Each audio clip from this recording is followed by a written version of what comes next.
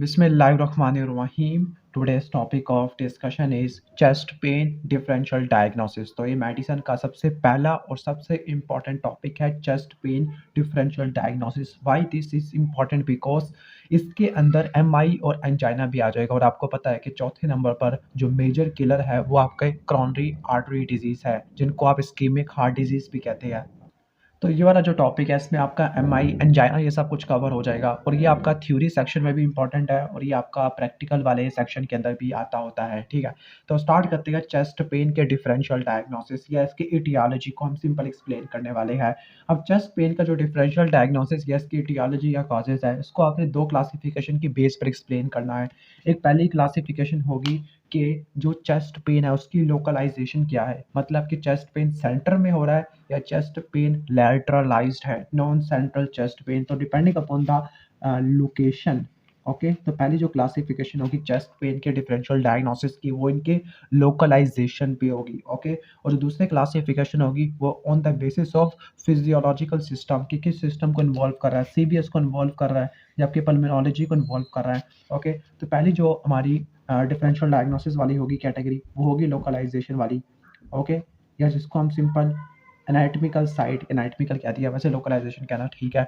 और दूसरी आपका आएगा, वो आपका आएगा okay system wise. Okay, system wise के चेस्ट पेन किन किन सिस्टम के डिजीजेस में होता है, लाइक रेस्पिरेटरी में आपका निमोनिया आ जाएगा, सीवीएस में आपका एमआई आ जाएगा, एंजाइना आ जाएगा। अब लोकलाइजेशन या लैटरलाइजेशन की बेस पर हम इसको दो में डिवाइड करते हैं चेस्ट पेन को। एक आपका आ जाएगा सेंट्रल चेस्ट पेन और दूसरा आ जाएगा non central chest pen. Okay, तो मैं नॉन सेंट्रल चेस्ट पेन पहले लिख लेता हूँ क्योंकि इसकी इंपॉर्टेंस रिलेटिवली कम है as compare to central chest pain, क्योंकि इसमें एमआई भी आ जाएगा। तो नॉन सेंट्रल को मैं इधर लिख लेता हूँ और यहाँ पे लिख लेता हूँ सेंट्रल चेस्ट पेन।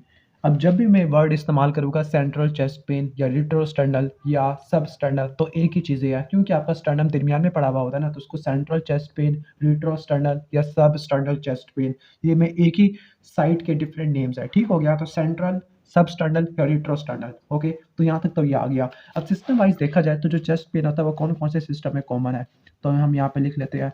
ओके, सबसे पहले आपने सीवीएस लिखना है। नंबर 2 आपका आ जाएगा रेस्पिरेटरी या पल्मोनोलॉजी या पल्मोनरी सिस्टम। तीसरा आपका आ जाएगा जीआईटी। जीआईटी में कौन कौन से कंडीशन है जिसमें आपको देखने को मिलता है। नंबर 4 आपका चेस्ट वाल डिसऑर्डर। ओके, वैसे ये भी पल्मोनोलॉजी में आ जाता है लेकिन चेस्ट वाल को सेपरेट कर दिया है। इसके बाद साइकियाट्रिक है, लाइक पैनिक हो गया बंदा या एंजाइटी है, इस केस में आपको देखने को मिल सकता है। और लास्ट में ड्रग्स है, और एक ड्रग जिसको आपने रट्टा मार लेना जिसकी वजह से आपको चेस्ट पेन देखने को मिलेगा, वो होगा कोकेन, जो कि एंजाइना या एमआई करवा सकता होता है। ओके, अब सीवीएस के कौन कौन से डिजीज इसके अंदर आपको ये देखने को मिल सकता है। ओके, तो आज शब बारात भी है तो आपको पटाखों की आवाज़ें सुनने को मिल सकती है सीवीएस के अंदर। और जल्दी जल्दी बात करें तो सीवीएस में आपका आ जाएगा आईएचडी। मैं एप्लीकेशन यूज़ करूँगा, ठीक है, ताकि मैं कम स्पेस पे ज़्यादा चीज़ें लिख सकूँ। IHD ischaemic heart disease. अब इस्कीमिक हार्ट डिजीज़ के अंदर कौन कौन से आते हैं वो मैं यहाँ पे एक्सप्लेन करूँगा। नंबर 2 आपने नोट करना है पेरिकार्डाइटिस। अब पेरिकार्डाइटिस की आगे मजीद क्लासिफिकेशन होती है, acute pericarditis, constructive pericarditis, pericardial refusion, cardiac tamponade, वो भी मैं यहाँ पे एक्सप्लेन करूँगा। इसके बाद लास्ट में आ जाएगा aortic dissection. Once again aortic dissection की भी टाइप्स होती है, कौन सी होती है, टाइप 1, टाइप 2, स्टैनफोर्ड और डीबे की क्लासिफिकेशन। ओके, उसको भी मैं इसी साइड पे एक्सप्लेन करूँगा। तो यहाँ पे मैं डिजीजेस लिख रहा हूँ। पल्मोनरी सिस्टम में बात करें तो पहला आ जाएगा पल्मोनरी एम्बोलिज्म, जिसके अंदर आपको चेस्ट पेन देखने को मिलेगा। लेकिन पल्मोनरी एम्बोलिज्म के अंदर चेस्ट पेन से ज़्यादा आपको डिस्निया ज़्यादा इंपॉर्टेंट होता है। अब dyspnoea, breathlessness, shortness of breath, या जिसको उर्दू में बोलते हैं सांस का फूलना, ये आपको उसमें देखने को मिल सकता है। ओके, नंबर 2 आपका आ जाएगा नीमोथोरेक्स। अब वन सेकेंड नीमोथोरेक्स का 3 में डिवाइड करते हैं। ट्रोमेटिक आ जाएगा, टेंशन नीमोथोरेक्स, स्पॉन्टेनियस नीमोथोरेक्स आ जाएगा। क्लियर। नेक्स्ट आपका प्लूरिसी या प्लूराइटस। प्लूराइटस में भी आपको देखने को मिल सकता है चेस्ट पेन। नेक्स्ट है निमोनिया। निमोनिया में भी आपको देखने को मिल सकता है चेस्ट पेन। ओके, ठीक हो गया। लाइक निमोनिया को हमने डिवाइड करना है, कम्युनिटी एक्वायर्ड, वेंटिलेटर एसोसिएटेड है, हॉस्पिटल एक्वायर्ड निमोनिया, ये भी सारी क्लासिफिकेशन पड़ेगी। लेकिन इसको ज़्यादा एलैबोरेट करूँगा डिस्निया वाले टॉपिक के अंदर, क्योंकि यहाँ पर डिस्निया ज़्यादा इंपॉर्टेंट होता है as compare to chest pain. और लास्ट में अस्थमा की सीवियर फॉर्म, जो कि किसी भी ड्रग से ठीक नहीं होती, बहुत सीवियर रिफ्रैक्टिव टाइप है, जिसको बोलती है स्टेटस अस्थमैटिकस। वंस अगेन इसको भी मैं एक्सप्लेन करूँगा रेस्पिरेटरी सिस्टम के अंदर। ओके, तो अभी हम इनके मोटे मोटे नाम देख लेते हैं। अब जीआईटी के अंदर आ जाते हैं। अब जीआईटी के अंदर वैसे कहा जाता था, हमारे टीचर ये कहते थे कि अगर किसी को चेस्ट का पेन है और इसका हार्ट बिल्कुल ठीक काम कर रहा है, यानी उसके एंजाइम्स बिल्कुल ठीक-ठाक पड़े हुए हैं, तो या तो उसको एंजाइना हो सकता है या फिर कोई जीआईटी का प्रॉब्लम है, क्योंकि जीआईटी के जो डिसीज़ेज़ हैं ना, उनकी वजह से भी चेस्ट पेन हो सकता है या हार्ट की वजह से एपिगैस्ट्रिक पेन ये भी हो सकता है। तो ये वाइस वर्सा देख लेना। दोबारा बता दूँ, जीआईटी के डिसऑर्डर की वजह से चेस्ट पेन हो सकता है और हार्ट की वजह से आपको एपिगैस्ट्रिक पेन भी देखने को मिल सकता है। तो आपने ये कन्फ्यूज़ नहीं करना कि सिर्फ़ चेस्ट पेन रिस्ट्रिक्टेड हार्ट के लिए है। तो जर्ड जो इम्पोर्टेंट डिसीज़ है, जो करवाता होता है यहाँ पर chest pain. Number 2, diffuse oesophageal spasm, diffuse oesophageal spasm. Number 3 note करना है आपने, पेप्टिक अल्सर डिज़ीज़, जिसको हम पीयूडी लिखते हैं, और लास्ट में आपका एसोफेगस का रप्चर, रप्चर एसोफेगस। इसके बाद आ जाती है चेस्ट वॉल डिसऑर्डर के अंदर। अब चेस्ट वॉल डिसऑर्डर के अंदर सबसे पहला आपका आ जाएगा कोस्टोकॉन्ड्राइटिस। ओके, अब कोस्टोकॉन्ड्राइटिस को हम क्या बोलते हैं? टीड सिंड्रोम भी कहते हैं। ओके, तो कोस्टोकॉन्ड्राइटिस या जिसको टीट्स सिंड्रोम भी कहते हैं, बस ये देख लो आप, कोस्टोकॉन्ड्राइटिस या उसको टीट्स सिंड्रोम भी कहते हैं। और इसके अलावा और क्या डिजीज़ हो सकती है? लाइक रिब्स का फ्रैक्चर है, या और दूसरा important disease like thoracic outlet syndrome, thoracic outlet syndrome. Psychiatric causes के अंदर आपने नोट करना है कि पैनिक अटैक आ जाते हैं आपके, पैनिक अटैक आ जाएगा, और साइकियाट्रिक में एंजाइटी आ जाती है, एंजाइटी की वजह से भी चेस्ट का पेन हो सकता है। और ड्रग, मैंने कहा था कि एक ही ड्रग जिसको रट्टा मारना है वो है कोकेन। कोकेन की वजह से आपको चेस्ट पेन देखने को मिल सकता है। ये सिस्टेमिक है, सिस्टेमिक में आपने मोटे-मोटे डिजीज़ को तैयार करना है। असल क्लासिफिकेशन तो हमारी ये वाली है, जिसको मैं इलैबोरेट करूँगा। ओके, तो पहले हम स्टार्ट करते हैं सेंट्रल चेस्ट पेन वाले टॉपिक को। अब जो सेंट्रल चेस्ट पेन है ना, ओके, और नॉन सेंट्रल या लोकलाइज्ड है, लोकलाइज करूँ लैटरलाइज्ड है। तो जो सेंट्रल चेस्ट पेन है, सबसे इंपॉर्टेंट डिजीज आपका आ जाएगा इस्कीमिक हार्ट डिजीज, जिसको हम क्या बोलते हैं? हम जिसको IHD क्रोनरी आर्टरी डिजीज भी कहते हैं। तो उसकी क्या इटियोलॉजी होती है? ओके, तो इसकी जो इटियोलॉजी है ना, नंबर 1 आपका आ जाएगा, okay, ischaemic heart disease, ischaemic heart disease या जिनको हम क्रोनरी आर्टरी डिजीज भी कहते हैं। नंबर 2 आपका डिजीज आ जाएगा आपका पेरिकार्डाइटिस। ओके, नंबर 3 आपका इसोफेजियल डिजीज, जिसमें जर्ड और डिफ्यूज इसोफेजियल स्पाज्म। ओके, फिर इसके बाद आपके पल्मोनरी एम्बोलिज्म आ जाएगा। ओके, तो हम ये सारे लिख लेते हैं। तो कौन कौन से डिजीज आते हैं, जल्दी जल्दी लिख लेते हैं। नंबर 1 इस्कीमिक हार्ट डिजीज या क्रोनरी आर्टरी डिजीज, जिसमें एंजाइना, एमआई वगैरह आ जाते हैं। नंबर 2 पेरिकार्डाइटिस, फिर इनकी मजीद क्लासिफिकेशन को देखते हैं। नंबर 3 आपका इसोफेजियल डिजीज है, इसोफेजियल डिजीज है। नंबर 4 आपका आ जाएगा pulmonary embolism. Number 5 musculoskeletal chest pain, जिसको हम क्या बोलते हैं? जिसको हम टीड सिंड्रोम कहते हैं, मस्कुलोस्केलेटल, ओके, चेस्ट पेन आ जाएगा। और लास्ट में आपका अयोर्टिक डाइसेक्शन आ जाएगा, अयोर्टिक डाइसेक्शन। ओके, तो ये आपके मोटे-मोटे ये आ जाते हैं। अब इनको रट्टा मार लो अच्छे तरीके से, और इसमें से आपका जो सबसे इम्पोर्टेंट है ना, सबसे इम्पोर्टेंट वो कौन सी 3 डिजीज़ है जिनको आपने रट्टा मारना है? वो आपके ischaemic heart disease, pulmonary embolism और अयोर्टिक डाइसेक्शन है। ओके, अब इनकी वजह से आपको क्या देखने को मिलता है? इन तीनों की वजह से आपको एक्यूट चेस्ट पेन देखने को मिलता है। ओके, तो हम सेंट्रल के अंदर एक और कैटेगरी आ जाती है सेंट्रल में, हम इसको यूं भी लिख सकते हैं सेंट्रल में, एक्यूट सेंट्रल चेस्ट पेन। अब एक्यूट के अंदर आपने रट्टा मारने के कौन कौन से डिजीज आते हैं जिनकी वजह से एक्यूट सेंट्रल चेस्ट पेन होगा? Number 1 ischaemic heart disease, number 2 pulmonary embolism, और नंबर 3 अयोर्टिक डाइसेक्शन। और इनको आपने इमरजेंसी की बुनियाद पर ठीक करना होता है। अब इनकी मजीद क्लासिफिकेशन को देख लेते हैं। ओके, पहले स्टार्ट करते हैं इस्कीमिक हार्ट डिजीज और क्रोनरी आर्टरी डिजीज। तो जो आपका इस्कीमिक हार्ट डिजीज है ना, ओके, तो जो इस्कीमिक हार्ट डिजीज है, क्रोनरी आर्टरी डिजीज है, आपने इसको इस तरीके से डिवाइड करना होता है। ओके, ओके, तो सबसे पहले आ जाएगा एंजाइना। नंबर 2 आपका आ जाएगा MI, मायोकार्डियल इन्फार्क्शन। एंजाइना में इस्कीमिया था, इसमें मायोकार्डियल इन्फार्क्शन आपको देखने को मिलेगा। तीसरा इंपॉर्टेंट डिजीज होता है हमारा सडन कार्डिक डेथ। वैसे चौथा भी होता है, लेकिन चौथे को भी स्किप कर रहे हैं, जो इंपॉर्टेंट वाले डिजीज है। अब एंजाइना को भी आपने 2 में डिवाइड करना है। कभी कभार एंजाइना का जो पेन होता है ये आपकी क्रोनरी आर्टरी डिजीज के साथ एसोसिएटेड होता है, और कुछ एंजाइना का पेन होता है जो क्रोनरी आर्टरी की डिजीज के साथ एसोसिएटेड नहीं होता। ओके, तो हम इसको माइनस कर देते हैं, इसको माइनस कर देते हैं और इसको प्लस कर देते हैं कि associated with coronary artery disease और विदाउट क्रोनरी आर्टरी डिजीज। यानी एंजाइना जो without any coronary artery disease होता है वो किन किन कंडीशन में आपको देखने को मिलता है? ओके, तो वो कौन कौन सी कंडीशन है जिसके अंदर आपको देखने को मिलेगा? नंबर 1 आपने नोट करना है अयोर्टिक स्टेनोसिस, कि जब भी मसला अयोर्टा का होगा, यानी इस बार मसला क्रोनरी आर्टरी का नहीं बल्कि अयोर्टा का है, और अयोर्टा से ही आपकी क्रोनरी आर्टरी निकलती होती है। तो क्रोनरी आर्टरी से पहले वाले स्टेशन में मसला हो गया कि अयोर्टिक स्टेनोसिस हो गया है या अयोर्टिक रिगर्जिटेशन हो गया है। इस केस में भी आपको क्या देखने को मिलेगा? इस केस में भी आपको ये देखने को मिलेगा अंजाइना का पेन, लेकिन इसमें कोरोनरी आर्टरी डिजीज़ नहीं है। ओके, इसके अलावा नंबर 3 आपने नोट करना है कि अब देखो कि हम कोरोनरी आर्टरी आपकी बिल्कुल ठीक-ठाक पड़ी हुई है, लेकिन कोरोनरी आर्टरी से पीछे आ रहे हैं। कोरोनरी आर्टरी कहाँ से निकलती है? एओर्टा से निकलती है। तो एओर्टा की हमने 2 डिजीज़ देख लिया, एओर्टिक स्टेनोसिस, एओर्टिक रिगर्जिटेशन कि इसमें ब्लड फ्लो रिलेटिवली कम आएगा एओर्टा में। जब एओर्टा में कम आएगा तो आपकी कोरोनरी आर्टरी में भी कम आएगा। ओके, अब एओर्टा से पहले एक और डिजीज़ है वेंट्रिकल की, जिसको बोलते हैं हाइपरट्रोफिक ऑब्स्ट्रक्टिव कार्डियोमायोपैथी। अब इसके अंदर जो होता है कि आपका वेंट्रिकल काफ़ी ज़्यादा हाइपरट्रॉफिक हो जाता है, जिसकी वजह से आउटलेट की ऑब्स्ट्रक्शन होती है, जिसको बोलते हैं हाइपरट्रॉफिक ऑब्स्ट्रक्टिव कार्डियोमायोपैथी। ओके, और इसके अलावा एक और डिजीज़ भी है जिसको बोलते हैं pulmonary hypertension, pulmonary hypertension. Okay, अब ये क्यों होगा?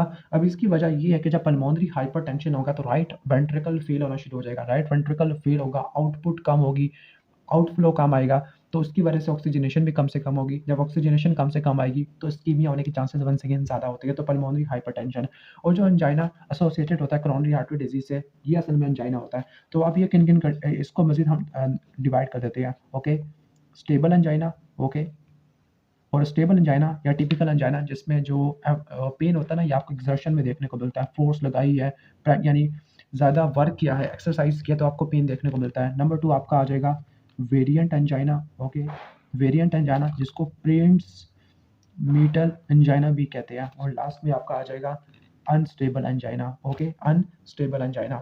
इसके अलावा यहाँ पे जो एम आई है, एम आई या मायोकार्डियल इन्फार्क्शन है, इसको भी मज़ीद 2 में डिवाइड करते हैं डिपेंडिंग अपॉन ईसीजी फाइंडिंग या इन्फार्क्शन कैसे हुआ है, स्टेमी और non STEMI. Okay, non STEMI, जो स्टेमी होता है इसमें एसटी सेगमेंट एलिवेशन एमआई, और नॉन स्टेमी जिसमें एसटी एलिवेशन की डिप्रेशन होती है। अब ये वाला जो होता है ना, ये आपका ट्रांसम्यूरल इन्फाक्शन की वजह से होता है, और ये वाला होता है सब एंडोकार्डियल इन्फाक्शन की वजह से। ओके, यानी इन्फाक्शन अगर इनर वन थर्ड लेयर को इन्वॉल्व करा तो सब एंडोकार्डियल इस्कीमिया। ओके, वैसे इस्कीमिया इंजरी की वजह से होता है, सब एंडोकार्डियल इंजरी की वजह से, और ट्रांसम्यूरल इंजरी की वजह से आपको स्टेमी देखने को मिलता है। क्लियर? और लास्ट में आ जाएगा सडन कार्डिक डेथ। और सडन कार्डिक डेथ की वजह क्या होती है? Ventricular fibrillation. Okay, ventricular fibrillation की वजह से आपको सडन कार्डिक डेथ देखने को मिलती होती है। क्लियर?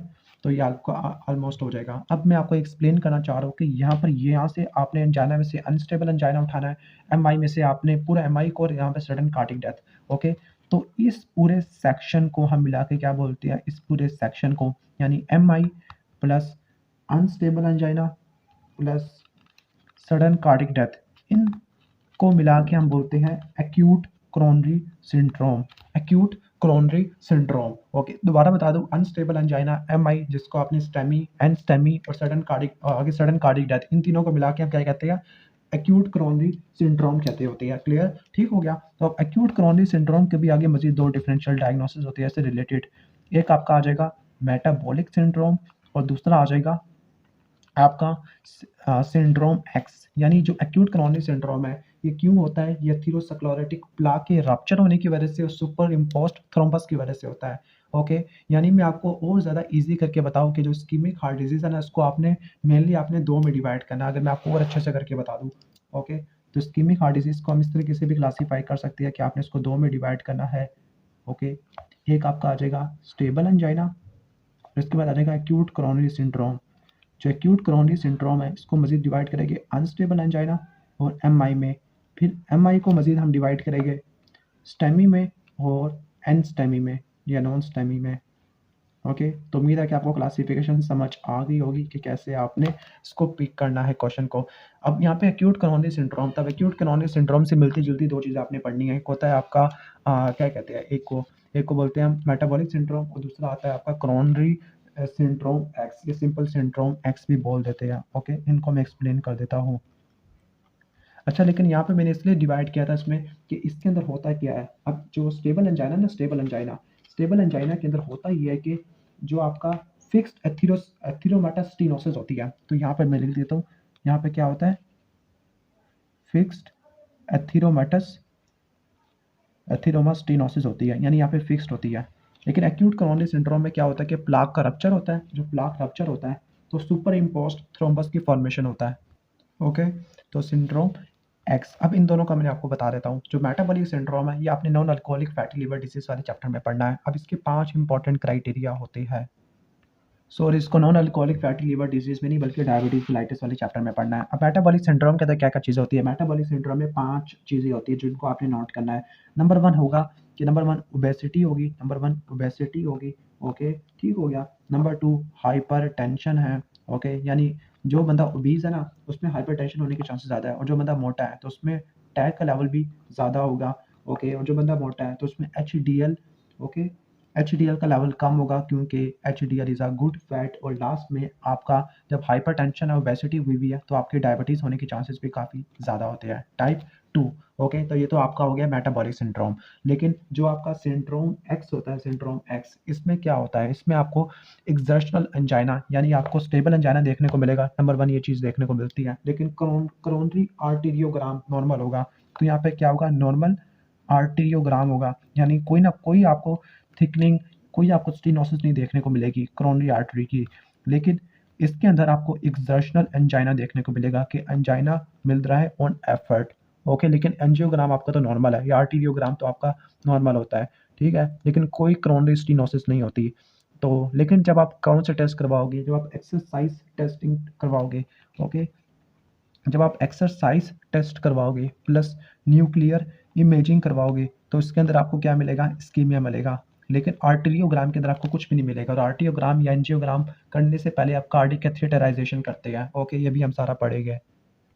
ओके, तो उम्मीद है कि आपको सारा समझ आ गया होगा। एक और बात बता दूं कि इस्कीमिक हार्ट डिजीज़ के अंदर या कोरोनरी आर्टरी डिजीज़ के अंदर सब के अंदर टी वेव की इन्वर्जन होगी ईसीजी के अंदर, और सब के अंदर आपको एसटी सेगमेंट की एलिवेशन देखने को मिलेगी सिवाय 2 डिजीज़ के। उसमें एसटी की डिप्रेशन होती है, वो कौन से 2 डिजीज़ है? तो हम आईएचडी को इस तरीके से भी डिवाइड कर सकते हैं ईसीजी की बेस पर, ओके, कि एसटी एलिवेशन या एसटी डिप्रेशन। लेकिन अभी मेरे पास जगह नहीं है यहाँ पर, तो मैं इसको कैसे फिट करूँ यहाँ पर, क्योंकि मैंने यहाँ पे भी चीज़ें काफ़ी सारी लिखनी है, कोशिश करते हैं यहाँ पर। ओके, तो आई एच डी, हम बल्कि हम यहाँ लिख देते हैं आई एच डी के अंदर 2 डिजीज़ ऐसी हैं जहाँ पर एस टी सेगमेंट का डिप्रेशन होगा, ओके, और बाकी सारे डिजीज़ के अंदर एस टी का एलिवेशन होगा, तो वो तो बाकी सारे डिजीज़ हैं, लेकिन एस टी का डिप्रेशन कौन कौन से डिजीज़ के अंदर होगा? एक तो अनस्टेबल एंजाइना जो यहाँ पे शो हो रहा है, और दूसरा आपका आएगा एनस्टेमी, ओके, इनके अंदर एस टी सेगमेंट का डिप्रेशन होगा, बाकी सब के अंदर एस टी सेगमेंट का एलिवेशन होता है। ओके, एक थोड़ी-सी मिस्टेक हो गई थी। यहाँ पर ना अनस्टेबल एंजाइना, स्टेबल एंजाइना, इनकी वजह से भी आपको एसटी सेगमेंट की डिप्रेशन देखने को मिलती है। वाहिद एंजाइना जिसमें एसटी सेगमेंट की एलिवेशन होती है, टी वेव की इन्वर्जन आपको देखने को मिलती है, वैसे तो वो सबके अंदर होती है। लेकिन एसटी सेगमेंट की एलिवेशन सिर्फ़ और सिर्फ़ आपको देखने को मिलती है किसमें अंदर? आपको प्रिंस मेटल या वेरिएंट एंजाइना में देखने को मिलती होती है, ठीक है? जैसे ही हमारा ये कवर होगा ना, तो फिर हम कुछ इंपॉर्टेंट डिजीज़ेज़ का टेबल बनाएँगे, जिसके अंदर डिजीज़ का name, for example stable angina, उसके क्लिनिकल फीचर क्या होंगे, इन्वेस्टिगेशन आप क्या करवाओगे, मैनेजमेंट। ये दोनों तो आपने अच्छी तरीके से रट्टा मार लेनी है, तो ये आपके थ्योरी वाले सेक्शन को भी कवर कर देगा। ओके, अब इसके बाद नेक्स्ट जो आपका आता है ना, नेक्स्ट आपका वो आपका पेरिकार्डाइटिस है। पेरिकार्डाइटिस के अंदर आपने 4 तरह के डिजीज़ पढ़ने होते हैं, ठीक है? 4 तरह के, एक होगा आपका acute pericarditis, okay, acute pericarditis, okay, बाकी इनको मैं यहाँ पे एक्सप्लेन करूँगा डिटेल से। Acute pericarditis, number 2 pericardial effusion, और पेरिकार्डियल एफ्यूजन अगर सीवियर हो जाए, हाई प्रेशर पेरिकार्डियल एफ्यूजन, तो वो क्या करवा देगा? कार्डिक टैम्पोनेट, और कार्डिक टैम्पोनेट के अंदर आपको पल्सस पेरिडॉक्सिकस देखने को मिलता है। कार्डिक टैम्पोनेट, और लास्ट में आपका आ जाएगा कॉन्स्ट्रक्टिव पेरिकार्डाइटिस, और कॉन्स्ट्रक्टिव पेरिकार्डाइटिस के अंदर आपको क्या देखने को मिलता है? कॉस्मोल साइन, एक कॉस्मल ब्रीथिंग भी होती है जो कि डायबिटिक कीटोसिडोसिस के अंदर होती है। ये कॉस्मोल साइन है जिसमें जेवीपी फाल कर देगी, फाल कर जाएगी। नॉर्मली इंस्पिरेशन में जेवीपी फाल करती है ऑन इंस्पिरेशन, लेकिन अगर जेवीपी राइज करे, एलिवेट कर जाए इंस्पिरेशन के ऊपर, तो उसको क्या बोलते हैं? कॉस्मल साइन, जो आपको कॉन्स्ट्रक्टिव पेरिकार्डाइटिस के अलावा रिस्ट्रक्टिव कार्डियोमायोपैथी में देखने को मिलता है। इसके अलावा राइट साइडेड हार्ट फेलियर में भी देखने को मिलता है, जो कि इंफीरियर एमआई के अंदर, पल्मोनरी एम्बोलिज्म के अंदर या सीओपीडी की वजह से होता है। अब इसोफेगस के वो कौन कौन से डिजीज है जिनके अंदर आपको चेस्ट पेन देखने को मिलता है, खासतौर पर सेंट्रल चेस्ट पेन? तो आपका नंबर 1 आ जाएगा जर्ड, आ जाएगा जर्ड, ओके, जर्ड। अब एक बात रट्टा मार लेना कि अगर पेशेंट है, पेशेंट कहेगा मेरे स्टर्नम के पीछे, या कहेगा कि मेरे बिल्कुल दरमियान में सीने के बहुत ज़्यादा दर्द हो रहा है, रेट्रोस्टर्नल पेन है, और अपना हाथ वर्टिकली रखे, यानी वर्टिकली अगर आए ना स्टर्नम के ऊपर, तो रट्टा मार लेना कि ये जर्ड का पेन होता है। अगर हॉरिजॉन्टली आ जाए तो एमआई है। दोबारा बता दूं, रेट्रोस्टर्नल पेन है, ओके, और वर्टिकली या वर्टिकली, तो वो कौन सा होता है? आपका इसोफेगस का होता है, ठीक हो गया, ओके। यानी पेशेंट अपने हाथ को वर्टिकली रखेगा, अगर हॉरिजेंटली रखे तो वो एमआई का पेन होता है क्योंकि हार्ट हॉरिजेंटली पड़ा हुआ होता है। क्लियर? तो ये डीप बर्निंग चेस्ट पेन होता है। ओके, तो और ये रिलीफ हो जाता है bye antacid.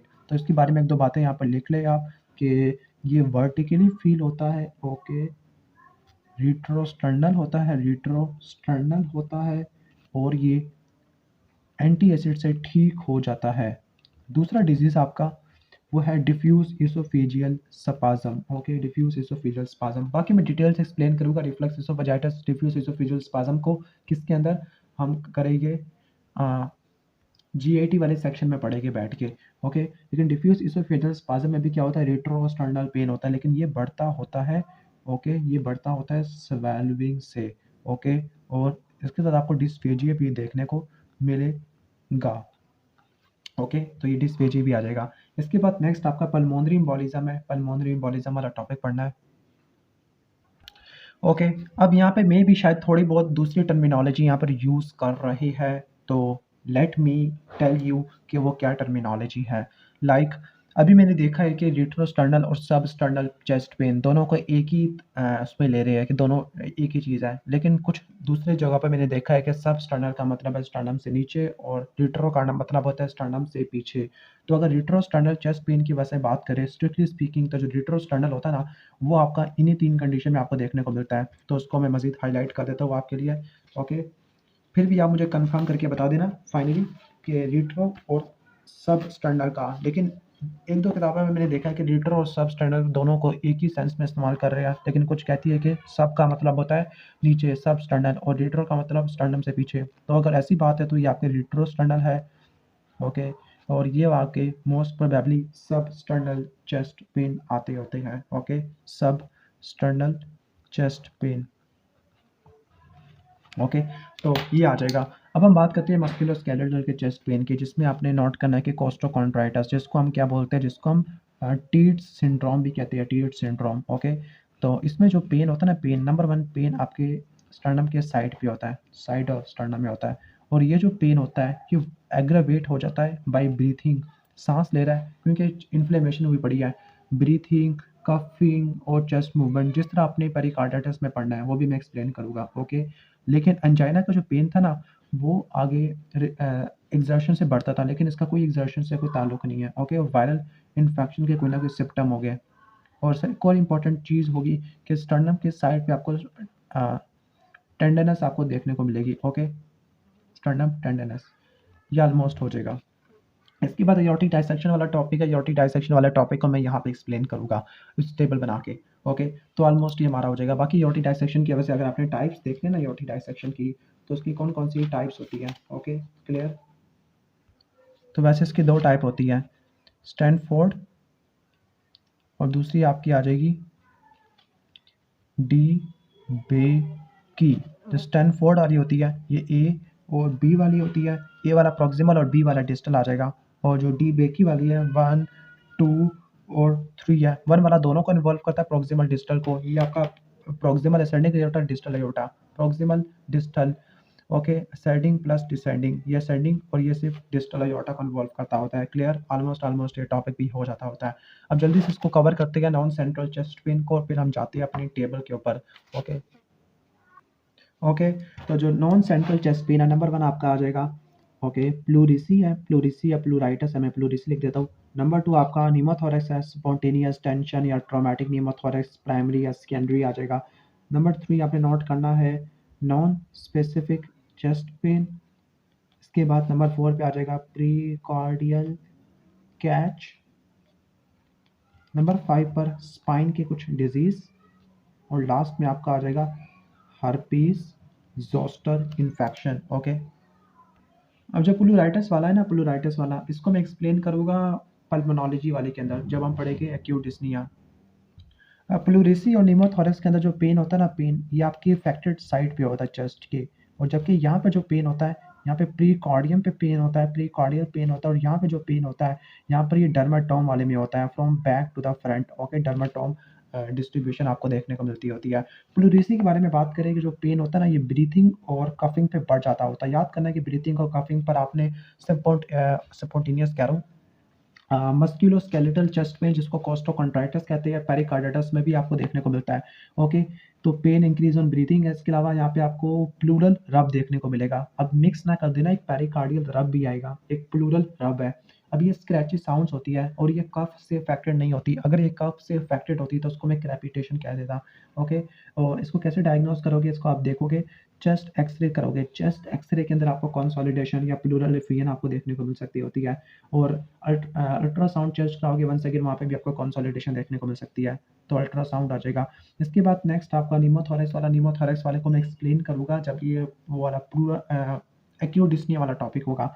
Non specific chest pain के अंदर क्या होता है कि यहाँ पर ना फैमिली हिस्ट्री होती है इस्कीमिक हार्ट डिजीज़ की। ओके, तो ये आपने नोट करना है। और ये डिस्निया कह रहा हूँ, ये एग्जर्शन के साथ एसोसिएटेड नहीं होता, ना ही ये कोल्ड या वाइंडी वेदर होता है, यानी जो आपका ठंडा मौसम है ना, ठंडा मौसम या एग्जर्शन की वजह से, इन दोनों की वजह से स्टेबल एंजाइना आपको देखने को मिल सकता होता है। क्लियर? और ये सबलिंगुअल नाइट्रेट से ठीक हो जाता है, बस ये मोटा मोटा देख लेना। और स्पाइन डिजीज के अंदर लाइक टीबी सबसे मोस्ट कॉमन है। ओके, तो टीबी की वजह से जो पेन होता है ना वो डर्माटोम में होगा। herpes zoster की वजह से भी आपको डर्माटोम के अंदर आपको पेन देखने को मिल सकता है। और herpes zoster की वजह से आपको टिपिकल रैश देखने को मिलता होता है। ठीक हो गया, डर्माटोमल ऑर्गेनाइजेशन के अंदर, बस ये मोटा मोटा देख लेना। अब हम स्टार्ट करते हैं प्रॉपर अपने इस फ्लो चार्ट को।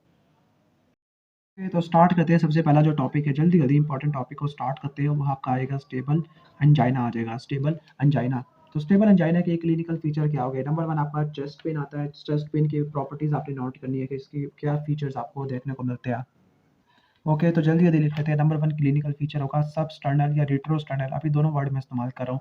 रेट्रोस्टर्नल पेन होगा। ओके, और पेन का ड्यूरेशन कितना होगा? 5 से लेकर 15 मिनट का ड्यूरेशन होता है। ओके, पेन 5 से लेकर 15 मिनट का होगा। नंबर टू पॉइंट होगा, या बुलेट्स बना लेते हैं हम। जो पेन होता है ना, पेन उसका करेक्टर कैसा होता है? पेन का जो करेक्टर होता है, लाइक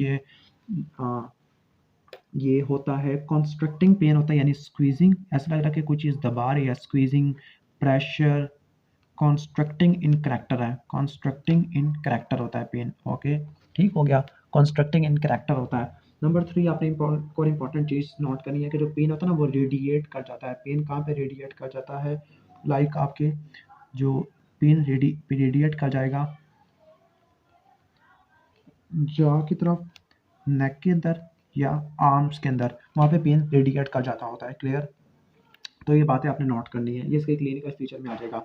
जो पेन होगा, ओके, वो एग्रावेट करेगा। एग्रावेट करता है बाय, अगर आप एक्सर्शन कर रहे हैं, कोई एक्सरसाइज कर रहे हैं, एक्सर्शन है या कोल्ड है या emotion, exertion, emotion, cold, windy weather, इसकी वजह से भी आपको पेन एग्रावेट होता हुआ नजर आ सकता है। और जो पेन के एसोसिएटेड फीचर है वो आपके नोजिया, यानी पूरे पेन की मैं हिस्ट्री को एक्सप्लेन करूँ। Nausea, vomiting, okay, sweating, okay, इनसे एसोसिएटेड होता है। या जो लाइट हेडनेस होती है, जो पेन होता है, ये ठीक हो जाएगा सब लिंगुअल नाइट्रोग्लिसरीन से। ओके, नाइट्रोग्लिसरीन से या रेस्ट करने से। ओके, तो ये मोटी मोटी बातें आपने नोट कर लेनी है। और जो स्कीमिक पेन होता है ये ब्रीथिंग से या बॉडी पोजीशन से चेंज नहीं होता, और चेस्ट वाल की टेंडरनेस भी नहीं होती, क्योंकि चेस्ट वाल की टेंडरनेस होती है टीट सिंड्रोम के अंदर, और ब्रीथिंग से अगर चेंज होता है। ओके, तो ये कौन सा होगा पेन जो एग्रावेट होता है? ये आपका प्लूराइटिस वाला पेन होता है। पेरिकार्डिटिस वाला भी तरह नहीं होता, प्लूराइटिस वाला आपने नोट कर लेना है। या फिर जो आपका मस्कुलोस्केलेटल चेस्ट पेन होता है। और एक और बात करें पेन की हिस्ट्री के बारे में, तो पेन क्या होता है? ग्रेजुअल इन ऑनसेट होता है। ओके, जो पेन की हिस्ट्री होती है ना, उसकी मैंने निमोनिक पढ़ा था, सुक्रेट्स। ओके, ऐसे severity, onset, character, radiation, aggravating factor, treatment, इस तरह से बातें आपने नोट कर लेनी है। तो ये निमोनिक था, वैसे ये वार्ड में आपके काम आ जाएगा। क्लियर? तो मैं और आसान से एक्सप्लेन करूँ कि जो स्टेबल एंजाइना ना, ये आपके कोरोनरी आर्टरी डिजीज़ में होता है। कोरोनरी आर्टरी डिजीज़ की एसिम्प्टोमेटिक प्रेजेंटेशन हो सकती है। कोरोनरी आर्टरी डिजीज़ का स्टेबल एंजाइना हो सकता है, अनस्टेबल एंजाइना हो सकता है, वेरिएंट या प्रिंट्स मीटर एंजाइना हो सकता है, या एमआई हो सकता है, एनस्टेमी या स्टेमी, या सडन कार्डिक डेथ हो सकती है। और कोरोनरी आर्टरी डिजीज़ के अंदर आपने एलडीएल के लेवल को 100 मिलीग्राम पर डेसीलीटर से कम करना होता है। और जो टिपिकल एंजाइना का पेन होता है, ये सबस्टर्नल होता है, ये एक्सर्शन से वर्स्ट हो जाता है, इमोशनल स्ट्रेस की वजह से भी बढ़ जाता है, और कोल्ड वेदर की वजह से भी हो सकता है। और ये रेस्ट करने से और सबलिंगुअल नाइट्रोग्लिसरीन लेने से ठीक हो जाता होता है। अब हम आते हैं इन्वेस्टिगेशन के अंदर। नंबर 1 आपने हिस्ट्री लेनी, हिस्ट्री में तो आपको ये चीज़ें देखने को मिलेगी, पेन के सारे कैरेक्टरिस्टिक्स आपको मैंने एक्सप्लेन कर दिए अच्छे तरीके से। नंबर 2 आपने नोट करना है कि फिज़िकल एग्ज़ामिनेशन भी ऑलमोस्ट नॉर्मल होता है कोरोनरी आर्टरी डिसीज़ वाले पेशेंट के अंदर। अब हम आ जाते हैं इंपॉर्टेंट चीज़ों के अंदर। सबसे पहला टेस्ट आ जाएगा, अब मैं टेस्ट को यहाँ से एक्सप्लेन यहाँ पे लिख देता हूँ। नंबर 1 है आपका रेस्टिंग ईसीजी। रेस्टिंग ईसीजी क्यों लिखा है मैंने, सिंपल ईसीजी क्यों नहीं लिखा, क्योंकि ईसीजी एक्सरसाइज की बात भी लेंगे, जिसको बोलेंगे हम एक्सरसाइज ईसीजी, या सिंपल उसको हम स्ट्रेस टेस्ट भी लिखते हैं। तो सबसे पहला आ जाएगा रेस्टिंग ईसीजी। अगर आपसे पूछे what is the best initial test, तो आपका बेस्ट इनिशियल टेस्ट कौन सा होगा, यही ईसीजी आपका आ जाएगा, रेस्टिंग ईसीजी आपको देखने को मिलता है। ओके, बेस्ट इनिशियल टेस्ट होता है। अब इसके अंदर इनिशियल टेस्ट में आपको क्या देखने को मिलता है, इसमें आपको मायोकार्डियल इस्कीमिया इंजरी की चीज़ें देखने को मिलती है। एक बात रट्टा मार लेना कि एमआई वाले पेशेंट में सबसे पहले जो होता है ना, वो टाल टी वेव आती है सबसे पहले। ओके, फिर इस्कीमिया होता है, यानी इंजरी है, इस्कीमिया की वजह से ये हो गया, इंजरी की वजह से ट्रांसम्यूरल इंजरी की वजह से एसटी सेगमेंट की एलिवेशन, और सब एंडोकार्डियल की वजह से एसटी सेगमेंट की डिप्रेशन। और मैंने ये कहा था कि वाहिद एंजाइना जिसके अंदर एसटी सेगमेंट का एलिवेशन होता है वो आपका प्रिंस मेटल या वेरिएंट होता है, लेकिन हम तो पढ़ रहे हैं स्टेबल एंजाइना। तो रेस्टिंग ईसीजी के अंदर आपको क्या चीज़ें देखने को मिलेगी, क्लियर। तो रेस्टिंग ईसीजी के अंदर आपको देखने को मिलेगा, ओके, तो एसटी सेगमेंट का डिप्रेशन और टी वेव इनवर्जन आपको देखने को मिलती है। ओके, तो ये आपने नोट कर लेना होता है। लेकिन जनरली बात करें जो रेस्टिंग ईसीजी होती है ये नॉर्मल होती है in patient with the stable angina. Okay, तो रिलेटिवली बात करें तो ये नॉर्मल होती है, ठीक हो गया, स्टेबल एंजाइना में। और ये मायोकार्डियल इस्कीमिया के फीचर्स आपको देखने को मिलते हैं। नंबर 2 टेस्ट आ जाएगा आपका स्ट्रेस टेस्ट, उसमें भी आपका एक्सरसाइज ईसीजी आ जाती है। ओके, तो अब हम सिंपल यहाँ पे लिख देते हैं स्ट्रेस टेस्ट। ओके, अब स्ट्रेस टेस्ट को हम तकरीबन डिवाइड कर देते हैं दो में। ओके, एक आपकी आ जाएगी स्ट्रेस ईसीजी और दूसरा आ जाएगा स्ट्रेस इकोकार्डियोग्राफी। अब जो स्ट्रेस ईसीजी है इसको भी आपने दो में डिवाइड करना है कि अगर स्ट्रेस आप एक्सरसाइज से अप्लाई करें और दूसरा स्ट्रेस अगर मैं कोई ड्रग इस्तेमाल करूँ, फार्माकोलॉजिकल। यहाँ पे भी दो आ जाएंगे, एक्सरसाइज, दूसरा फार्माकोलॉजिकल या ड्रग्स की वजह से। अब स्ट्रेस क्या होता है, स्ट्रेस आपका इंटरनल या एक्सटर्नल एनवायरनमेंट में कुछ चेंज होता है जो कि आगे आपके बिहेवियर को अल्टर करता होता है। पहले बात करते हैं हम एक्सरसाइज स्ट्रेस टेस्ट की, जिसको हम क्या बोलते हैं, एक्सरसाइज टॉलरेंस टेस्ट भी कहते हैं। अब इसके अंदर करते हैं क्या, इसमें एक्सरसाइज, पहले हम एक्सरसाइज करवाते हैं, लेकिन एक्सरसाइज करवाने से पहले, एक्सरसाइज के दौरान और एक्सरसाइज के बाद हम ईसीजी को देखते हैं। यानी एक्सरसाइज से पहले ईसीजी ली, एक्सरसाइज के दौरान लिया और एक्सरसाइज से बाद में लिया ईसीजी, और फिर हमने ईसीजी के ऊपर हमने 2-3 चीज़ें देखनी होती है, क्लियर।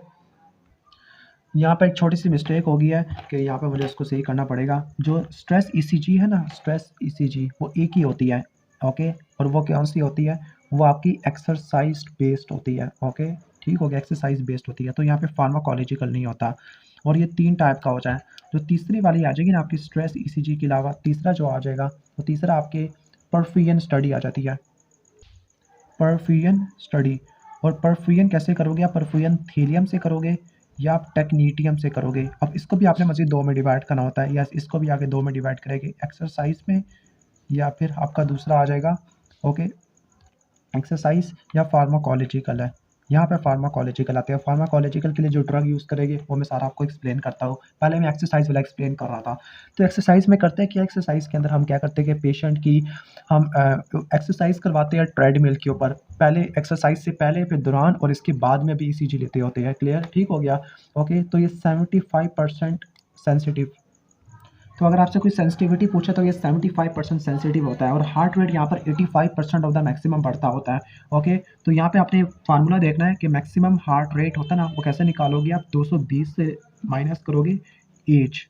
ओके, तो ये मैक्सिमम हार्ट रेट है। फॉर एग्जांपल अगर कोई बंदा 20 साल का है तो उसका मैक्सिमम हार्ट रेट 200 होगा। ओके, तो ये आपने नोट कर लेना है। और फिर इसके बाद आपने क्या करना है, आपने, क्योंकि अगर एक्सरसाइज की है, एक्सरसाइज की वजह से स्कीमिया होगा, स्कीमिया की वजह से क्या होगा, स्कीमिया की वजह से सब एंडोकार्डियल स्कीमिया की वजह से आपको एसटी सेगमेंट का डिप्रेशन देखने को मिलेगा।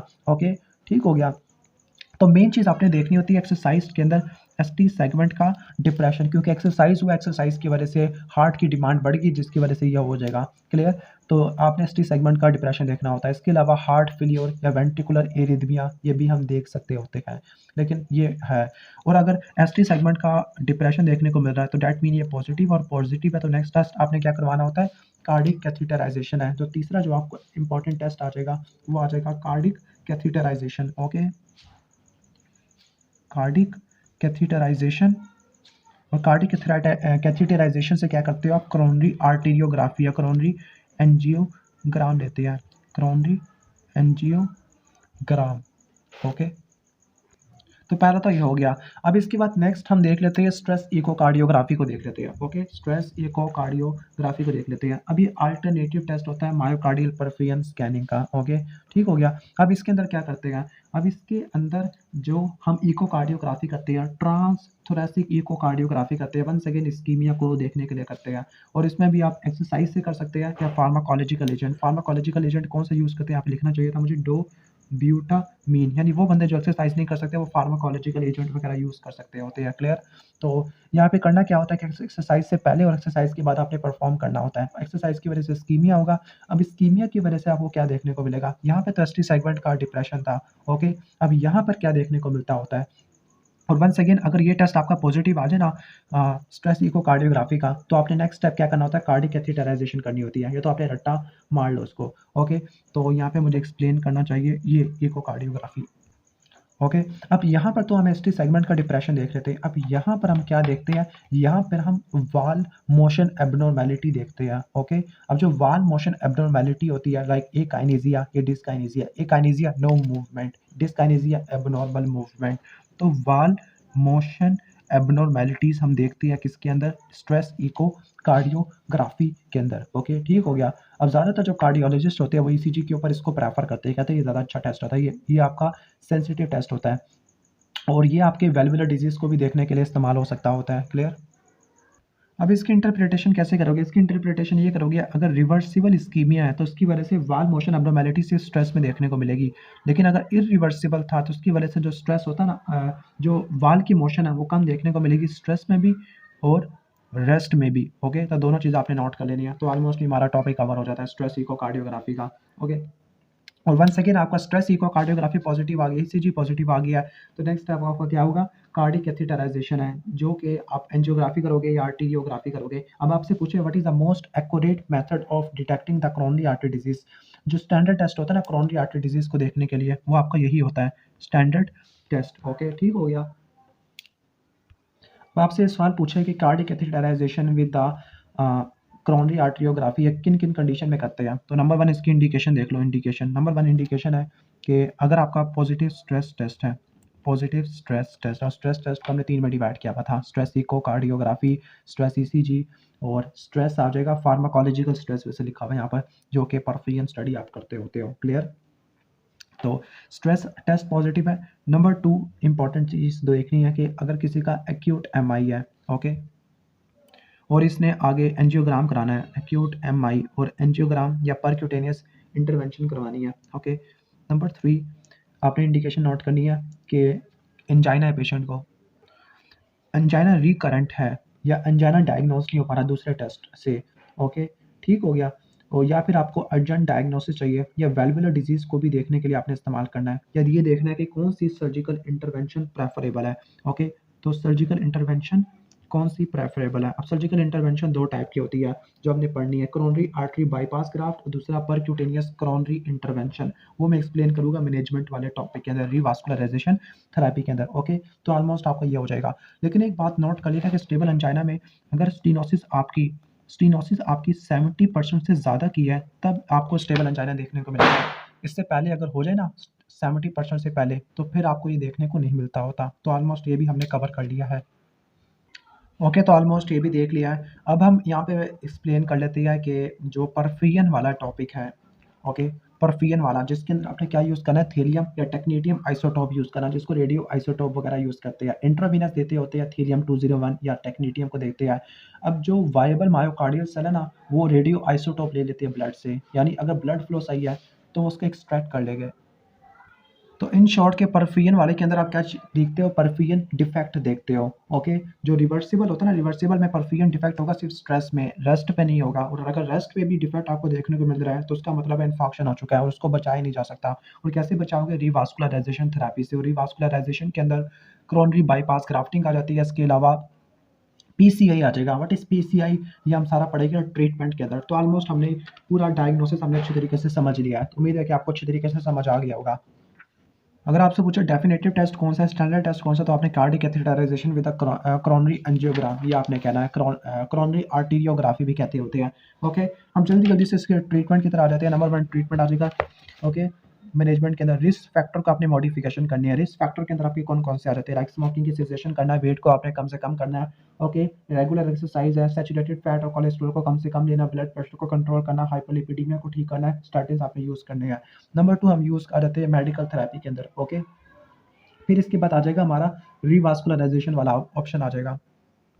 ओके, नंबर 2 आपका मेडिकल थेरेपी आ जाएगा। मेडिकल के अंदर बहुत सारी ड्रग्स आपने नोट करनी है। ओके, अब मेडिकल थेरेपी में कौन कौन सी ड्रग्स आ जाती है, लाइक आपके एंटी एंजाइना ड्रग है। ओके, नंबर 1 एंटी प्लेटलेट या सिंपल उसको कहूँ मैं एस्पिरिन और क्लोपीडोग्रेल आ जाएगा, क्लोपीडोग्रेल है। ओके, इसके बाद नंबर 2 आपने नोट करना है कि नाइट्रेट्स होते हैं। नाइट्रेट्स में आपके ग्लिसरॉल ट्राई नाइट्रेट या सबलिंगुअल डो नाइट्रेट होते हैं, वो आपने देनी होती है। तो नेक्स्ट आपका नाइट्रेट आ जाएगा। कैल्शियम चैनल ब्लॉकर, ये आपने देनी होती है। ओके, और इसके बाद आपने नोट करना है कैल्शियम चैनल ब्लॉकर हो गया। ओके, और पोटेशियम आ जाएगा, पोटेशियम चैनल एक्टिवेटर, ब्लॉकर नहीं एक्टिवेटर देने हैं आपने। और लास्ट में फनी करंट को एक्टिवेट करने वाला I F channel antagonist. Okay, ठीक है, आई एफ चैनल एंटागोनिस्ट, ये मोटा मोटा वैसे देख लो, ठीक है। ओके, तो जो एस्पिरिन होता है आपने तमाम पेशेंट के अंदर देना होता है कोरोनरी आर्टरी डिजीज के अंदर, और उसको लो डोज में देना होता है 75 मिलीग्राम पर डेसीलीटर। इसके अलावा क्लोपीडोग्रेल भी दे सकते हो अगर वो बंदा एस्पिरिन को बर्दाश्त नहीं कर सकता। इसके बाद नाइट्रेट्स है। नाइट्रेट्स क्या करते हैं, वीनस और आर्टीरियल डायलिटेशन कर देते हैं, जिसकी वजह से हेडेक हो सकता है, ऑर्थोस्टैटिक हाइपोटेंशन है, टॉलरेंस हो सकती है, सिनकोपी वगैरह हो सकता है। क्लियर। तो जो नाइट्रेट्स होते हैं ना, ये वेजोडाइलेशन करते होते हैं, एंजाइना को रिलीव कर देते हैं, प्री लोड को कम कर देते हैं। ओके, ठीक हो गया। और इसके बाद कैल्शियम चैनल ब्लॉकर है। कैल्शियम चैनल ब्लॉकर के अंदर आपके एग्जांपल कौन कौन सी आ जाती है जो आपने पढ़ी होगी कैल्शियम चैनल ब्लॉकर के अंदर। ओके, तो इसके अंदर डाईहाइड्रोपेरेडिन और नॉन डीहाइड्रोपेरेडिन। जो डाईहाइड्रोपेरेडिन है इसमें निफिडिपिन और निकार्डिपिन आ जाती है। ये रिफ्लेक्स टैकीकार्डिया करवा देती है, डेट इज वाई आपने बीटा ब्लॉकर के साथ लेने होते हैं। और बीटा ब्लॉकर के अंदर आप कौन सा यूज़ करोगे, बीटा ब्लॉकर के अंदर आपने कार्डिक सेलेक्टिव लाइक मेटाप्रोलोल है, और नॉन सेलेक्टिव के अंदर प्रोपेनोलोल आ जाती है। ओके, और इसके बाद तीसरा जो आ जाएगा ना, तीसरा वो आएगा रिवास्कुलराइजेशन थेरेपी, जो आपका बहुत इंपॉर्टेंट टॉपिक है, रिवास्कुलराइजेशन थेरेपी। ओके, अब रिवास्कुलराइजेशन के अंदर ये हाई रिस्क पेशेंट के अंदर करते होते हैं। क्लियर। अब इसके अंदर 2 मेथड्स होते हैं। ओके, ठीक हो गया।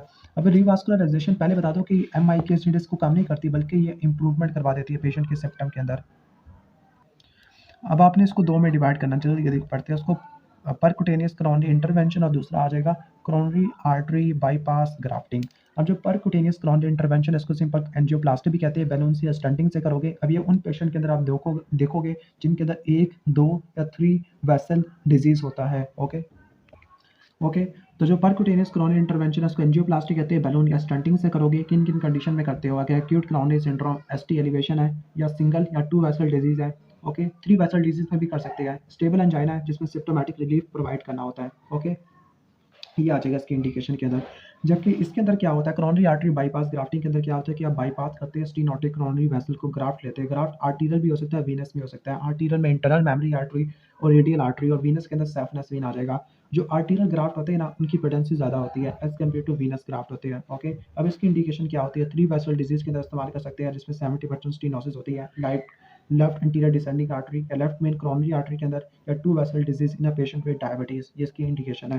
और इसकी कॉम्प्लिकेशन क्या होती है, उसकी एक्यूट या क्रॉनिक थी, इसकी पेरी ऑपरेटिव स्ट्रोक हो सकता है, कॉग्निटिव इंपेयरमेंट हो सकता है, कॉग्निटिव डिक्लाइन हो सकता है। मोटा मोटा देख लो बस।